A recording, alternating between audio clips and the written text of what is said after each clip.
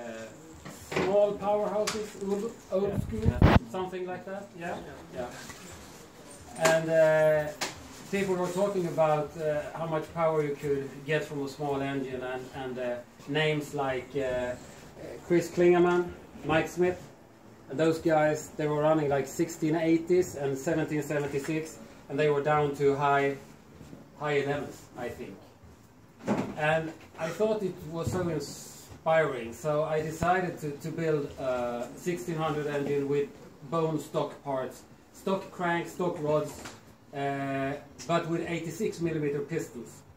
So I bored old standard cylinders, bored them out to 86mm, and that turned out to be 1603 cubic centimeters. And I used stock heads, which I welded up, and 40 times 35.5mm valves, I think it was. Or was it 32? I thought it was 32. I don't remember. Anyway, I wrote on that in that thread and showed some pictures from the whole build, from ID, from calculations, design, until the time was in for time slips on the quarter mile. And there was a guy, and that went very well. I think I did 1179 or something like that with that car, in the red car. The red car was built the same year as I built the engine, so everything was brand new. So the first engine in that red car was this 1603 engine. And after that there was an English guy calling me up, and he followed the thread, and he was really inspired by it, and asked if I could build something similar to him, but a little bit bigger. He wanted to stay below 1800 cc. So we went to 91mm pistons and 69mm stroke, and that turned out to be 1795. Did the same thing, welded up the heads, did a custom cam for it. I think we had like 12.5 compression ratio. We were using IDA, 48mm carbs, and I think that the engine produced 220 something, 222 or something like that. And he did 1138, I think it was, on the quarter mile with that engine. And from that point he wanted to continue, and I mean it doesn't happen every day to you that a customer asks you and say, you got to have a lot of IDs. Can you build an engine for me with your IDs, from your IDs? No limits, just do it. And so this is the build I'm going to talk about, and this is one of the case half that you see here on the picture. So we did a crank with 64mm stroke, and we went to 94mm bore, so it was a 1776. And we also decided to go with steel plates on the case. Yeah, I will first give you some information about this picture. You can see there is bronze sleeves inside the lifter bore. That is absolutely necessary in every magnesium case. If you're going to use some spring pressure, you need the sleeves in there. And another interesting thing you can see here is the pickup. I decided to do this design because when you go drag racing, you have the G-forces pushes the oil, all the oil you have in the case to the rear of the engine case, and especially on the left-hand side. So I redirected the pickup tube so it should suck where the oil is, and it turned out to be really, really good. That means that you have, this is a dry sump engine, and so you want to fill the tank, the dry sump tank, when you go. Otherwise, when you pass the finish line and you hit the brakes, many times you can see the oil light is coming on, so you lose oil pressure. But with this design here, you will make sure that the oil tank is full all the time, so you never have to think about that. So that's a pretty cool thing to do. Yeah, and this is the other side. nothing special. It's a line board case, sleeves in the lifter boards, made for shuffle pins. I think you, yes, they are in there. You can see them a little bit more obvious. Who did the line board? Hmm? Who did the line boring? I did it. You did? Yeah, I have tools for that. Yeah. It's only In the center, yeah. I decided to go only in the center because the crank is acting like what do you call it? Like when you have this jumping. Yeah. So you get the biggest swing in the center. So there where you need it the most. There is where you need it the most. Otherwise, there is nothing special. You can see there is a hole in the case there. I will come to that. Yeah. Can you guys see what this is on an engine case? We should actually rotate there. You see, you can recognize this tube here. This with the dipstick. This hole here is bored out because you have the cam gears just inside. The cam gears are working like an oil pump, more or less. So instead of pushing the oil up to the breather, to the tower, to the alternator tower, VW have drilled a hole in the case, so the oil is drained in just under number 2 piston.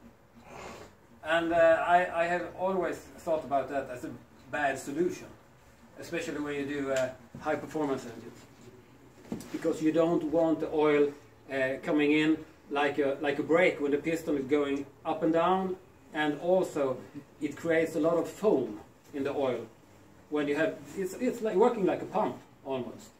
So I decided to plug that hole. You can see the plug. You have the plug there, and then to make it a sideline, or the oil return goes in there. So this is the case when it's done for painting. Yeah, this is what I'm talking about. So all the oil, instead of spraying straight in here under the number 2 piston, you lead it out here and let it in here. So that's kind of special. I haven't seen it on other engines before, so, but it proves to work really well.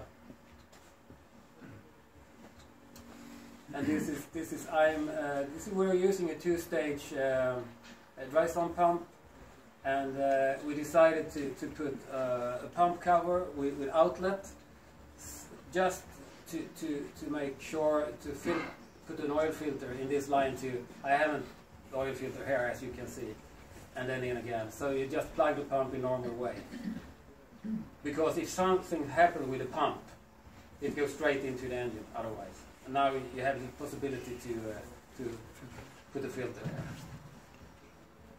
So that's also a safety modification.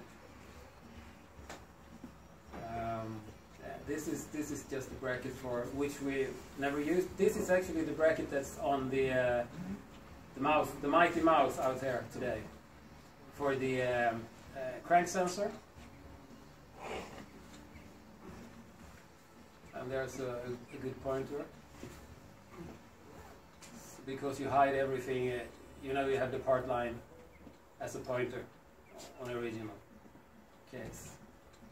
This is the one, and we fabricated this because he wanted to use a fan belt. So we needed to angle the pickup a little bit like that. So the pickup is sitting in between the belt. If you understand what I'm saying about, you have one belt, one piece of the belt here and the other there, and in the middle, the sensor is located.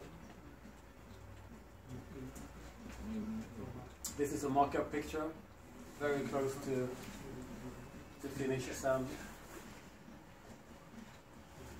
Yeah, this is a masterpiece.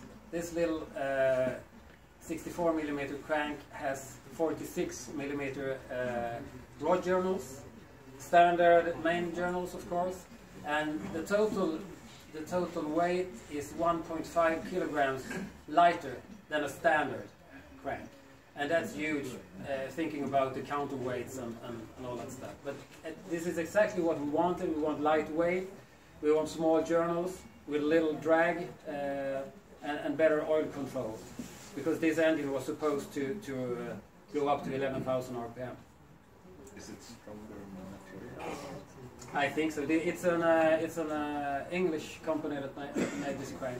They never made a crank for a VW before, so we were all, well, shall we let them do it? But you know, they make cranks for Formula 1 engines and airplane stuff, and so yeah, whatever. For them, this was a piece of cake, I think. So it's a billet crank or a forged crank or? Forged, yeah. It's forged? Yeah, billet. Billet. Yeah, billet, yeah. Okay. And it costed only 3,300 pounds.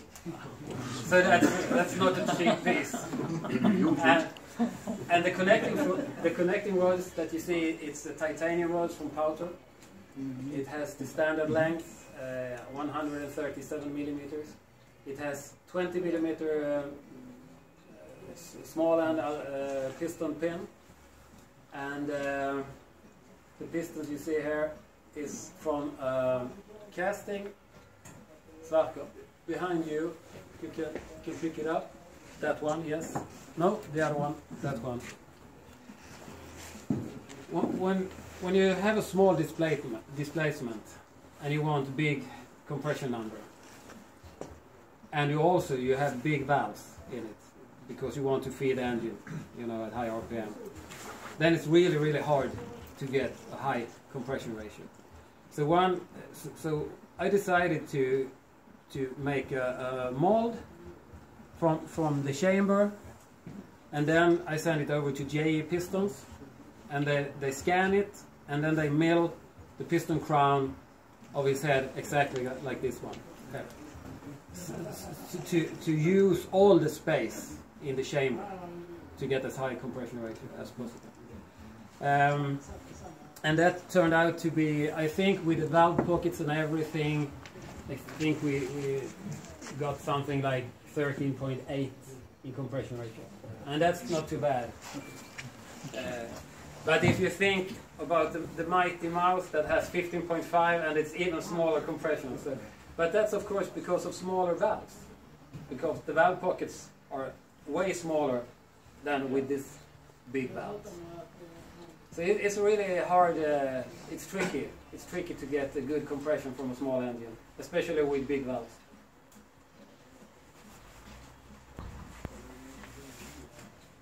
This is another nice picture. There's another one. And this is the rod. Very expensive stuff. But light.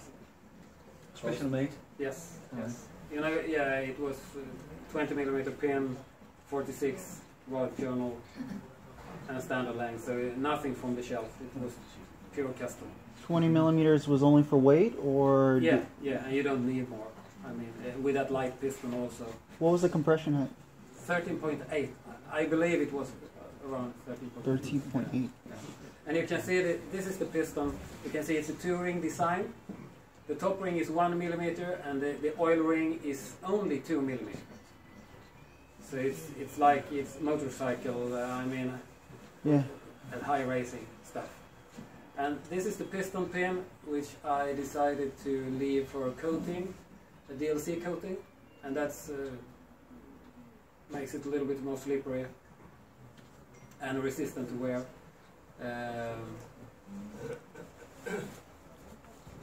There you can see it's not a. I mean, if you compare it to a normal piston, it's pretty much different. But you can also see there's plenty of material everywhere. It's pretty much meat in the important areas. There's from the side. Yeah, and this is this is the flywheel. We made 2 flywheels. you never know what happens, so it's good to have one in spare. It's 180 millimeters German standard flywheels that we milled out, machined down and milled out. And this is actually equalizer. This is the pulley that we were using. This is another one with lighter one. And you can see all the teeth here. It's for the fuel injection. And this is the side, this is the steel plates that I put to the sides like a reinforcement on the case. And that does really much increase the strength of the case and the whole construction. What kind of clutch do you use? The clutch? It's 180 millimeter Kennedy with aluminum shoe.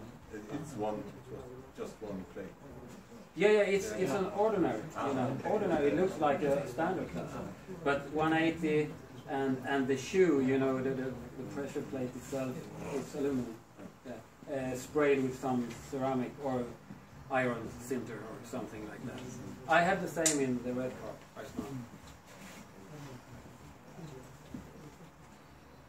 Yeah, you can also see here, this is when the case is wrinkle painted, and this is the steel plates. You can see the waste on the through bolt, and that is because you go straight through the main oil line to the crank. So you need to make a reduction, so you increase the area for the oil to reach the main bearings. And they are all, you know, sealed up with a special washer with a rubber inside, like you have in the hydraulic world. Yeah. What about the wrinkle paint? Just for look or cooling issue? No, just for look. Just to make it a beautiful looking engine.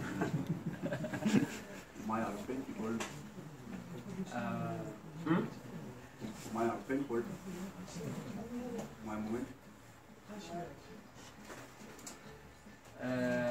45 Newton meters. Hur fick du ut det momentet? Räknar du ut det? Nej, moment mycket. Ja, jo, Nej, men jag fick ut. Just 45. Nej.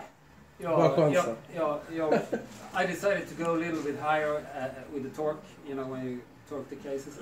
And I had all this stuff, you know, when I line bored the case. So I decided to go 45 and then I line bore and then we're good.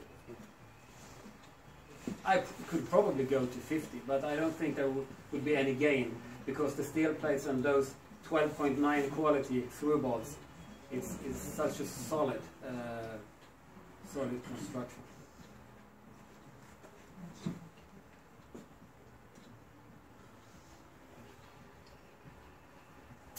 And this is the heads. It's the standard 250 MS250 heads. I have just polished them inside. Haven't changed anything to them when it comes to shape, port shape, or chamber shape, or anything like that. They're just, you can say, out of the box.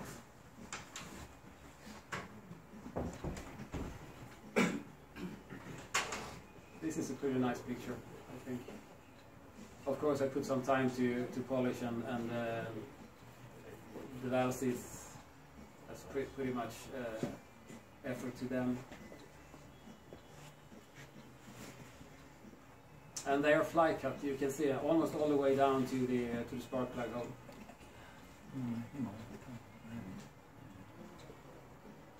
Seat material is used, it's beryllium copper or is it aluminum bronze? Aluminum bronze. Yes. And this is, you can see the rocker arms. It's of course the 5-stud version to get as much stability as possible.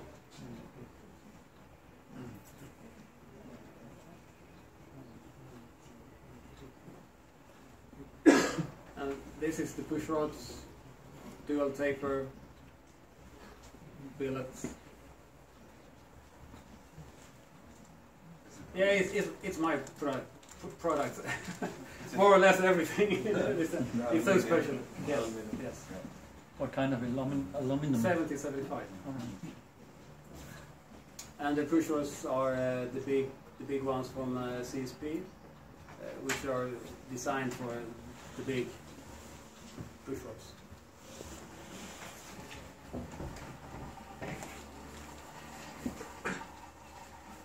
Yeah, and there you have the cam, and you can see also that we have cut down the width of the cam gear, because I want to get less friction and yeah, less oils pumping around there. And it's a flat tappet. This is the Shaddock ceramic lifters again. This is Del West titanium valves with 7mm stem. And we use the Otiva dual spring. And of course many people don't believe that we can use so light springs with RPMs over 10,000 and the valve lift over 16mm. But with the right design of the cam and the low weight of every part and everything carefully designed, it's absolutely possible to do it, which has been proven. How much pressure on the springs? I think you have at full lift 400 pounds. That's nothing. Nothing.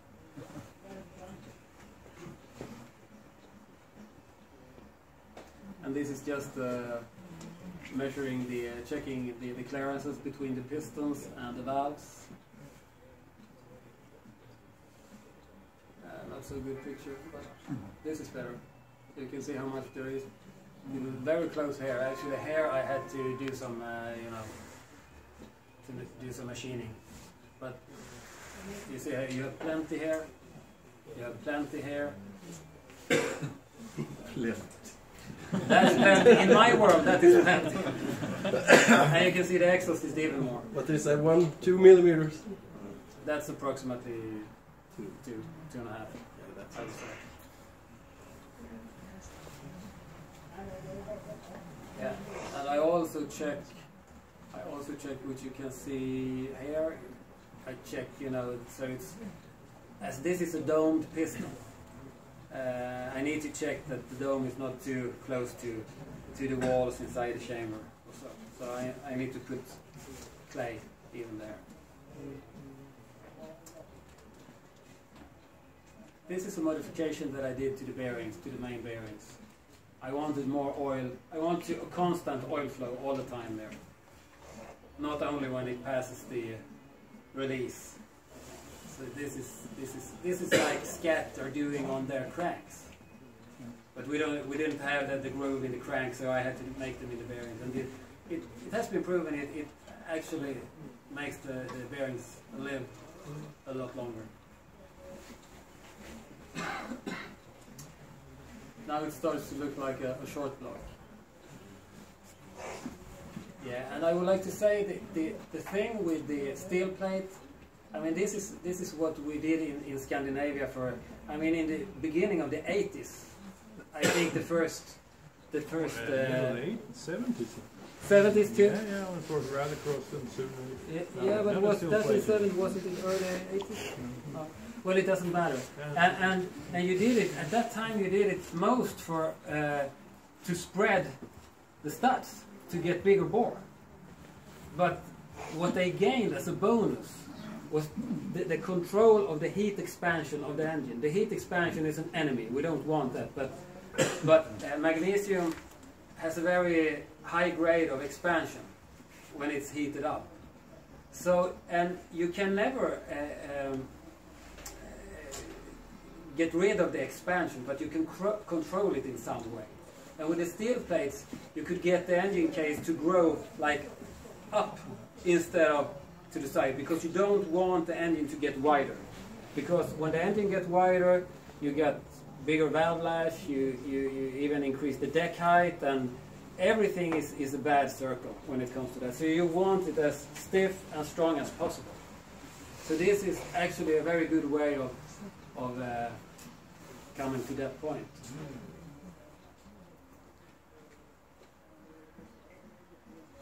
And of course, I can tell you when you have a cylinder with a good surface that hits the steel plate. I put O-rings in here, no glue whatsoever. I mean, just the feeling when you mount it, clonk, like that, it's just solid on. It feels so good, and it really shows how solid the case is. I did one test one time. I put the dial-in gauge on the engine case. I put the pointer on the head, and that engine had K800 springs. I turned it just to see if the head was moving because of the very heavy spring pressure, and it did. I mean, it was like doing like this, like a bird, when you spun it. And that was when the engine was cold, sitting on the bench. Imagine when it's hot and turning 8,000 RPM, and that's when you lose the valve control. You need the stability in the valve train to get. If you should rev an engine high, pieces just has to sit still. If they move and start to flex, they go into a resonance, a frequency that everything starts to float. And that will come a lot higher if everything is solid and sitting still. You know. So that's a good thing also with the steel plates. That's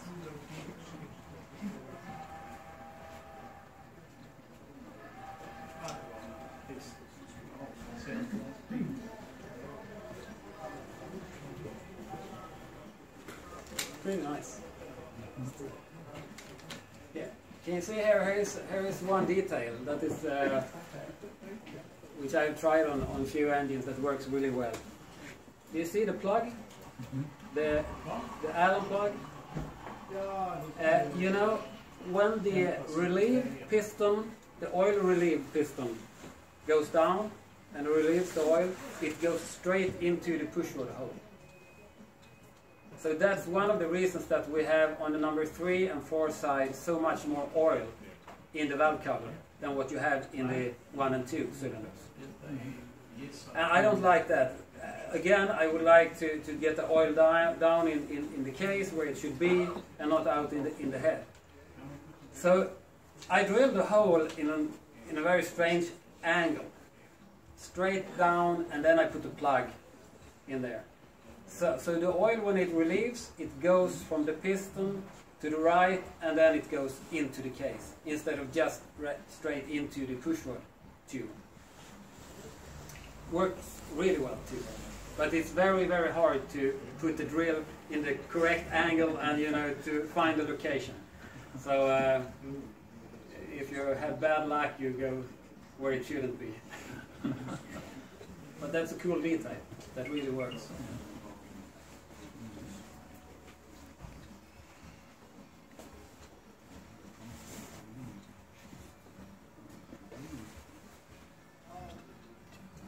So this is when I was building the induction system. This is rollers, and so the manifold is really short.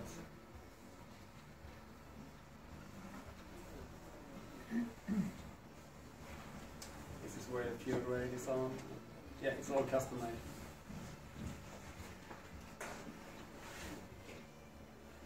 What's the fördelen between have a long or short manifold?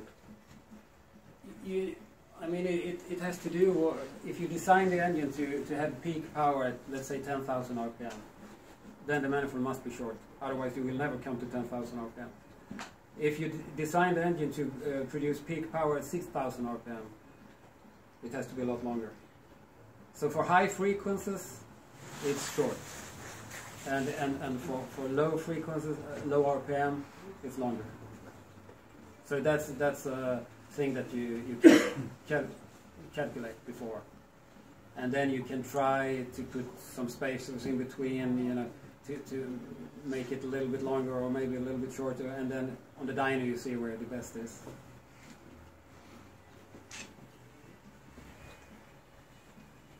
This is a really nice picture. Mm-hmm. There is not much in the way.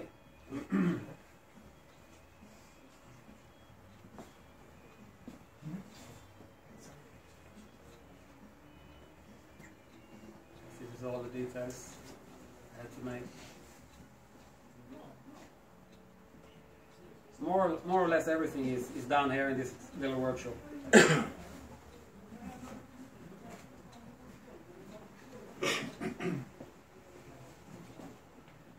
Even this one here is the same that I have on my red car. The throttle link. It's a nice piece. And there it is. In its beauty. Is he still running the engine? Yeah. He has been out this year in full street trim with all cooling and everything. He drives to the track and I don't think even he changes the tires. He uses the fan belt on, the muffler, everything, and he did like 11.2 or something like that. Right? Yeah. Can you see the valve on your new engine? Like you can see the valve if you look down the. No, it's. No, it's more. You know, it's. It has a sharper turn. Yes. Okay. How many hours did you spend on it? I don't know. Too many. But I mean, it was all worth it because this engine, it actually produces 143 horsepower per liter. 143. Thinking about the long push rod still is working in there like a spaghetti. It's incredible that it can handle. And I did full pulls out here, 10,700. But we lowered it when he took it to the track just to get some passes before parts were flying all the way. You know. So I think he lowered it to 10,200, and he did manage to do 1097. And a good top speed like 121 I think, 121 miles per hour. Yeah. And keep in mind it's a 1776. You put injectors before the throttle bar, it's like the old Formula 1 style? Today it has. It has, all right. It has today, yeah. Seen any improvement? Yes. You mentioned you were going to look into carbon composite. Have you played around with it any since then? Not much, no. No? Oh, okay. So, yeah, so this engine lives in a street-driven car actually, and it has a 6-speed sequential gearbox. So it's pretty cool to. I mean, I have had it on the dyno several times, and it's just so much fun to drive the car. And there are some good videos on YouTube. Yes, definitely, it does. Has he made some kind of special sheet metal in the rear wheel arches? I mean, he has cut a big window in the engine compartment, right? Mm-hmm. No? I don't think so. I think it's pretty much standard. You mean to For the air horns? Yeah, they're made small. What do you say? Move the Bubbles? wall out. Oh, okay. Yeah, like. Yeah. Oh, it's not a Pockets. window. It's